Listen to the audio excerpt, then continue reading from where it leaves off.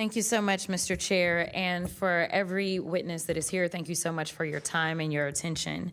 I just have one quick question. I have not been here the entire hearing, but I don't think this question has been posed for each of you, and we can start at the far end. Do you believe that all Somalis are engaged in fraud? I do not, and I'd like to... Okay, just yes or no. Next. Of course not. Oh, absolutely not. We have good Somali people in our state. Okay. Absolutely not. Okay, thank you so much. Welcome back, where we cut through the noise and get to the core of political rhetoric. Then today we're diving into a clip that promises to shred Trump's administration over massive fraud and pardons. We're going to hit pause on some key moments to break down the arguments, call out any logical leaps, and see if the claims truly hold up under scrutiny. Get ready, because we're about to put this transcript under the microscope. I just want to make sure I level set, because it seems like we want to continue to, especially as we just heard those particular articles entered into the record, we want to continue to just make it seem as if you are Somali, then somehow you are a fraudster. And this administration has decided that it wants a target on their backs. And so when my colleague, Ms. Randall, decided that she wanted to talk about the threats that are being made towards various Somali people, the reason she brought it up is because this particular side of the aisle has a tendency of, if one person does something bad, especially if they are an immigrant, then we are going to cast aside that entire community. Okay, hold on. Let's pump the brakes right there.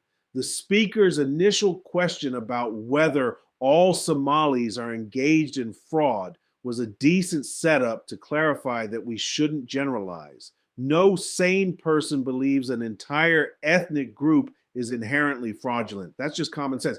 However, the immediate pivot to accusing this side of the aisle of casting aside an entire community, if one immigrant does something bad, well, that's a pretty heavy accusation. It's a classic rhetorical move. Any attempt to discuss specific instances of fraud, especially when immigrants are involved, is immediately painted as xenophobia or demonization.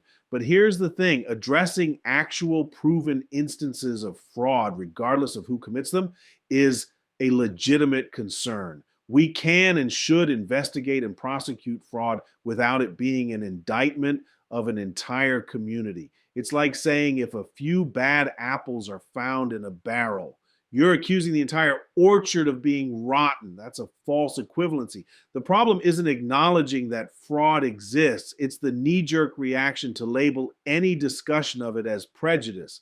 We need to be able to talk about these issues maturely without immediately resorting to accusations of bigotry.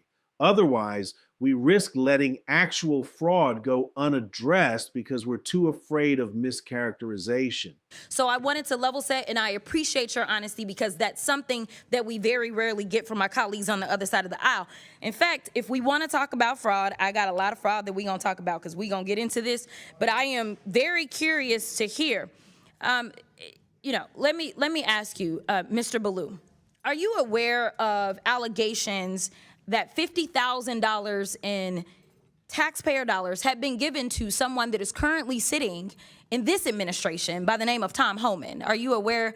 Okay, that's a yes. I am. Okay. And last I checked, and correct me if I'm wrong if you have different information, but he was given that $50,000 in exchange for being able to provide contracts and kickbacks to people as soon as Trump was going to get into office. The DOJ was actually investigating this, but as soon as Trump got into office, last I checked, he actually said, go ahead and throw away that case. So it was a Department of Justice investigation, and he accepted the money from an undercover FBI agent in cash. Are you aware as to whether or not we ever got that $50,000 back? I'm not. Oh, okay. Are you aware as to whether or not this committee has decided to investigate that? I'm not. Are you aware as to whether or not any committee in Congress has decided to investigate the fact that we know that he took $50,000 from an undercover officer, and yet we still don't have that money, nor does he have any charges? I'm not. Oh, okay. All right. So let's get into it. We're living through the most corrupt presidential administration in American history, a $300 million ballroom, a $230 million payout from the Department of Justice because the president got his feelings hurt because he had to be investigated for being a criminal. Hundreds of thousands of taxpayer dollars spent at Trump-owned properties around the country, Trump-branded wine being sold at the Coast Guard exchanges, American taxpayer dollars being spent on DHS propaganda ads on Truth Social, awarding federal contracts to corporations in exchange for campaign contributions. Kash Patel flew his girlfriend around the country on a multi-million-dollar jet that taxpayers paid for. Kristi Noem gave companies she's affiliated with hundreds of millions of tax dollars, then went out and spent another $200 million on 2 private jets for her travel. For 12 months, this administration has been taking billions of taxpayer dollars from American people and have been giving it away to their own companies in the form of tax cuts, government contracts, or other government funded subsidies. So Congress has a role in getting rid of fraud, I will admit that, in any federally funded government program. However, I think the fraud that the American people are concerned about is that the Republicans are taking away Americans' health care so that ultra billionaires can get more tax cuts. The real fraud is the dehumanization and demonization of the working class Americans and immigrants to distract folks away from corporate socialism that's happening because of the Republicans. Whoa, hold up. Did you just feel that rhetorical whiplash? We went from discussing alleged financial misconduct within an administration to the real fraud is the dehumanization and corporate socialism.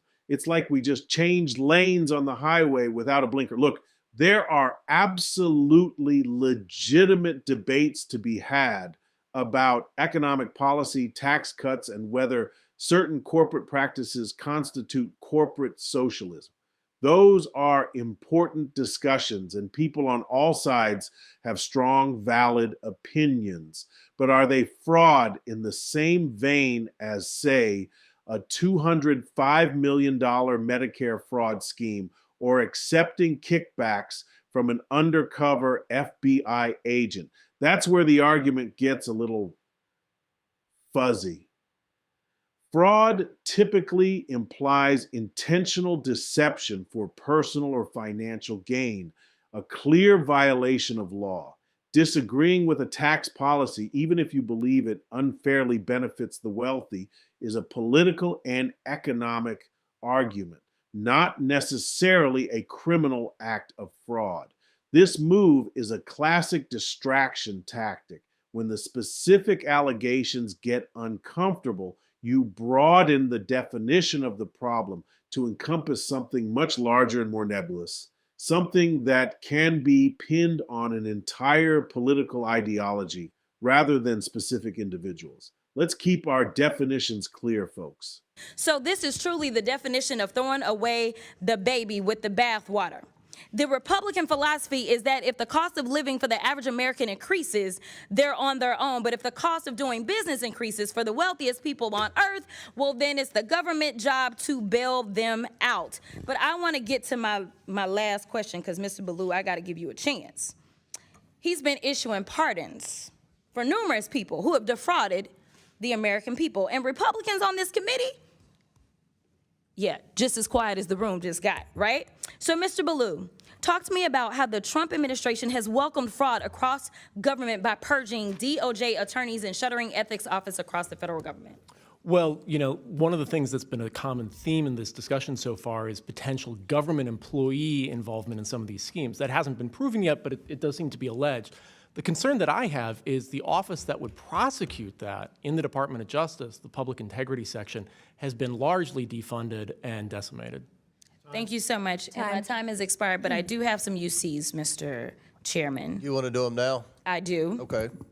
The first one is from Truth Out. Trump grants clemency to executive who led $205 million Medicare fraud scheme. Without objection, it's ordered. The next one is Trump commutes sentence of Dr. Solomon Melgen, eye doctor, found guilty of Medicare fraud. Without objection, it's ordered. The next one, healthcare fraudster Philip Esfermaze is latest Trump clemency recipient to be arrested. He defrauded more than $1 billion from Medicare. Without objection, it's ordered. Trump pardons nursing home owner and supporter convicted of $7 million in tax evasion. Without objection, so ordered. Trump And we'll pardons- want all that stuff to put in the record, so. I okay. will. I All got right. you. Trump pardons cost victims and taxpayers $1.3 billion, House Judiciary Committee Democrats review says. All right, let's unpack that $1.3 billion figure. The speaker is listing a series of Trump pardons for individuals convicted of fraud, then concludes that these pardons cost victims and taxpayers $1.3 billion. It certainly sounds damning, but let's apply a little critical thinking here. First, a presidential pardon is an executive act of clemency, forgiving a convicted person or commuting their sentence. It doesn't typically nullify the original crime, nor does it automatically absolve them of restitution or civil penalties. So the $1.3 billion in question was the amount of fraud committed by these individuals, not necessarily money lost by taxpayers directly because of the pardon itself. While pardons for those convicted of financial crimes are always going to raise eyebrows and invite scrutiny, and rightly so, especially when there are perceived political connections, it's crucial not to conflate the act of clemency with the direct financial loss from the original fraud. The argument here seems to be that by pardoning these individuals, the Trump administration was welcoming fraud, which is a significant leap. A president has the power to pardon, and that power has been used controversially by many administrations. Whether these specific pardons were wise or ethical is absolutely a valid debate. But let's be precise about what a pardon does and doesn't do and how that figure is being presented. It's an oversimplification that sidesteps nuance for a punchy headline. And that's our deep dive into today's clip. What started as a focused discussion on fraud quickly broadened into a wider critique of economic policy and presidential power. It's a prime example of how political discourse often shifts its focus to make a broader point, sometimes at the expense of specific details.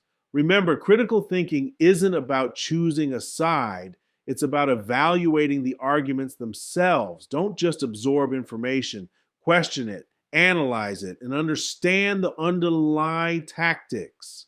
If you found this breakdown insightful, hit that like button, subscribe for more breakdowns, and let us know in the comments what other political clips you want us to analyze next. Keep questioning, keep thinking, and we'll see you next time.